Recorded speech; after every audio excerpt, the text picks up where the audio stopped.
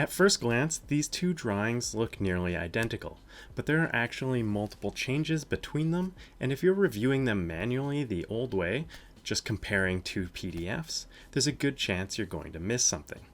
Instead of flipping back and forth trying to find differences, there's a much faster way to handle this, and in today's video I'm going to be sharing 3 workflows that I use in Bluebeam to speed up how we review revisions, pull quantities, and manage markups much faster.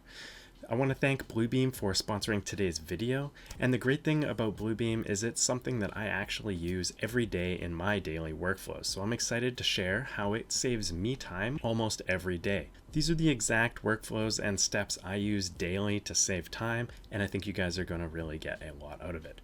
Let's jump right into the video. Alright, so first up, we're going to be taking a look at how you can track and compare drawing revisions within Bluebeam Revu. Now, traditionally, this was done going back and forth between 2 different PDFs, maybe a split screen like we've got open here, or even back further, you would possibly be plotting 2 full-size PDFs and looking at them side by side to pick out and make sure that all of the markups and changes had occurred, and also just to see what's progressed and changed along the design process. But with Revu, we have a couple really cool tools that we're going to take a look at that speed this up. We can use the Compare Documents tool here, and it's pretty straightforward. You simply choose your original or version 1 PDF as document A. This is going to be the drawing that you're comparing against, and using a newer version to compare back to it. Now you can choose which one you use first, but you'll see what I'm talking about here in a second. You do need to choose 2 different ones. That's what that warning was telling me. So our original or document A is revision 1, and our document B or newer version is revision 2. You can also choose which pages if you've got a larger multi-drawing set, which is super useful. I typically will do this one drawing at a time just to keep things clear for myself, but you can do an entire set at once, which is pretty cool. Next, you're going to choose how these are aligned. Now, by default, this is typically how you're going to use it. That is using the page align option, and that is basically going to align the full page with the other one, assuming that the kind of overall page dimensions and layout hasn't changed. Now, if it has, or there are more major differences, you can use auto align, which is super cool and useful, and that is going to automatically align those drawings using some AI and computer science to find the similarities, kind of like we used to do when digitizing, picking corners and walls that haven't changed. It's going to do that automatically for you. Now, we're going to hit OK here and see how this turns out. Now, just like that, everything that's changed has been highlighted and annotated here within this document. This is a huge time saver and game changer, honestly. Without having to manually review these 2 drawing PDFs, this has already highlighted the major differences. It's circled them and highlighted them in red, so I know that the title block over here has been updated.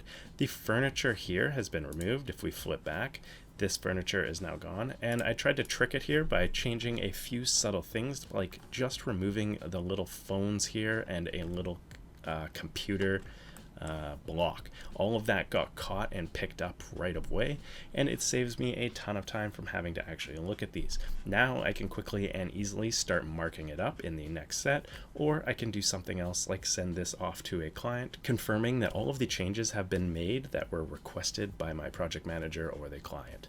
Now, next up, before we move on to the next workflow, I'm also going to show you the Overlay Pages tool, which is super interesting. You can choose 2 PDFs and have them overlay on top of each other. And this is going to give you all of the specific differences if you'd like to view this way. Now, this one I actually prefer a little bit more since it's a little bit more detailed, and you're quickly and easily going to be able to pick out minor changes like text edits and a few block shifts. So you can see I've assigned a color for each of the 2 versions. Red is the old version of the drawing and green is the new version of this PDF. Hitting OK is going to combine or overlay these 2 drawings, and it's going to pretty quickly and easily show me that a handful of our specifications were changed. Now, from those zoomed out quick views, you couldn't tell that. You can also see pretty quickly that The furniture here has been removed from the storage room, which makes sense. You can see in this blow up, it's also caught that it's changed as well. Even though it is the same location, it's picked up that it is changed in 2 spots in the drawing. Same goes for all of these blocks and some of the text around these hoteling spaces of the office plan up here. And you can see the legend and drawing information area has all been changed up and filled out from that original draft version to the newer and updated revision 2. This is a huge time saver and honestly a tool I use quite a bit as a drawing reviewer in my day-to-day life. Alright, so next up we have takeoffs and quantities within our PDFs. This is something I'll do weekly, sometimes even more for drawing sets. You need to constantly be pulling off block counts or square footage or volume measurements. All of that can be done within Revu, and I'm going to show you a couple sweet tools that automate and speed up this process that I haven't seen anywhere else. Now, the first one that I really like is the visual count or visual search tool here, and that is under search on the left bar here, and clicking up top you can change it to the visual option. From here you can choose a rectangle that kind of encapsulates something that you're searching for. In our case here, maybe we'll search for the chairs or this computer block here. Once you've got that kind of dialed in, you can change up the coloring as well as some of the settings here, but basically you just need to hit search and it's going to search through your entire drawing, and you can change the sensitivity if it's starting to pick up multiples or other objects that aren't quite right. But you can see in the results tab down here all of the different ones that it's selected. By clicking on these, it's going to highlight them in the PDF, showing you where they are, and then at the top here you can do a quick count check on the drawing to ensure that you've caught it and counted it, and it's also going to give you that total down at the bottom here. So there are 44 results that match our computer block, and if we go to this little flyout here, so we can just apply a count measurement. That's just choosing a symbol to place on each instance of our block. We're going to choose this purple one here for count measurement, and you can see instantly all of our selected blocks here have now been marked and tagged, and you'll notice it even knows the difference in sizes. So it didn't double choose or double count our blow up insets. It only chose the blocks that were the same size, which is the original plan view, which encompasses the entire floor plan. So this could have messed up and accidentally double counted these options on the right, but it didn't, and it's saying that we have 44 in our entire drawing. So you can also double click on these check marks, and it's also going to give you that information in a little dialog comment box. Now when you're done with all this, you can export or link these to an Excel using some of the tools within the software, or you can just write these down or transfer them into your own records and spreadsheets. On top of visual search, there are a ton of other measurement and takeoff tools within the software, many of which I'm sure you're familiar with, but if you go up to tools and measure, you've got a ton of options here. I'll show you one more that I really like, and that is the dynamic fill. If you're looking to calculate an area of a space, maybe to figure out what you're using for flooring or paving or asphalt or gravel, this is a great way to save time. Using dynamic fill, once you have all these settings kind of played with and set the way you'd like, you can simply choose this little paint bucket here and then just click and hold, and it's going to slowly fill in an area of your floor plan or site plan up to a specific line boundary. If you need additional boundaries to stop the fill from going, you can simply click this button here to add a boundary if, say, I didn't have a door there, but I did want it to stop. So I've just clicked in that empty space using my fill, and it's finished my fill here, and it's showing this space as a closed area or boundary. So when I hit apply here, you can then choose the scale of your drawing. I know that this one is about 1/4 inch equals a foot on this little inset blow up, and hit apply scale. It's then going to calculate out my area. So this floor area here is 48.37 square feet. I can now change that, plot it, or I can export this to my own spreadsheet and move on to the next step. All right, so lastly, and perhaps my most used and favorite workflow within Bluebeam is the ability to mark up and comment on PDFs.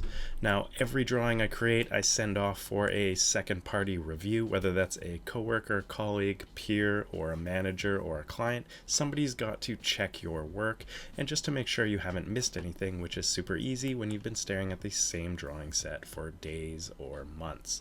Now, marking up PDFs within Review is simple. You've got all of your markup tools to the right here.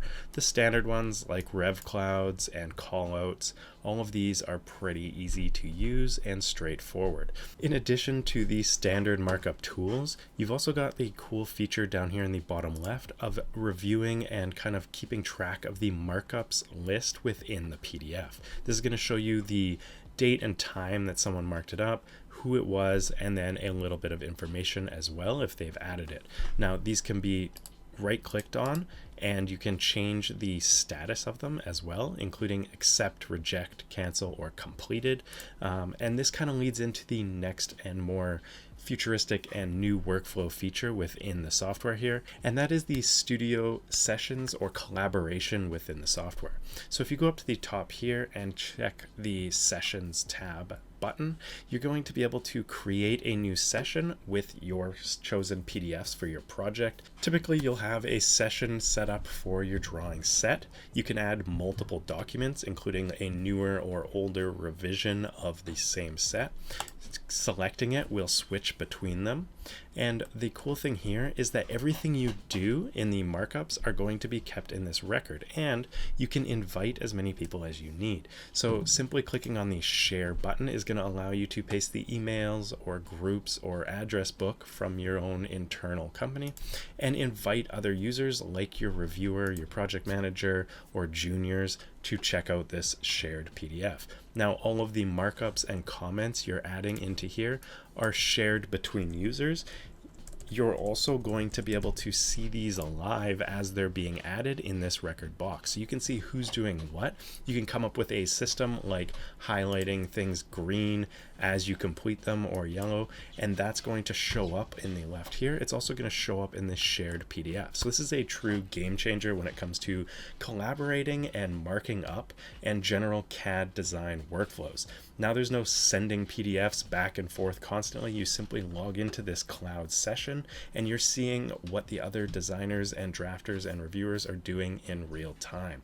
This has saved me literally hundreds of hours over my career, and it keeps things from getting missed with multiple drawing sets and PDFs with different dates and names flying around the folder structure. This is all kept in one single session or project, and it's easy to track and see which one is the most current. A few messages is all you need to kind of find out from your seniors which one you should be working on and who's doing what. You can assign things to other users, you can mark things as completed, as I mentioned, and you can track things like I like to by simply highlighting them off as I complete them and then saving and closing this out.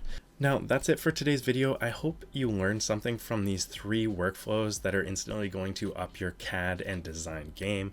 I know I have, and I've still enjoyed using this software daily for years.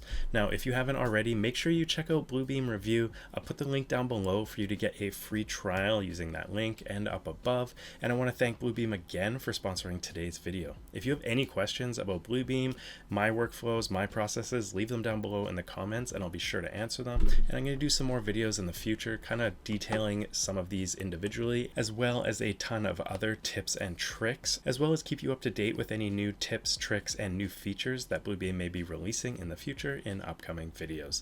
Thanks for watching, have a good one, and don't forget to subscribe to keep up to date with my new videos. Cheers!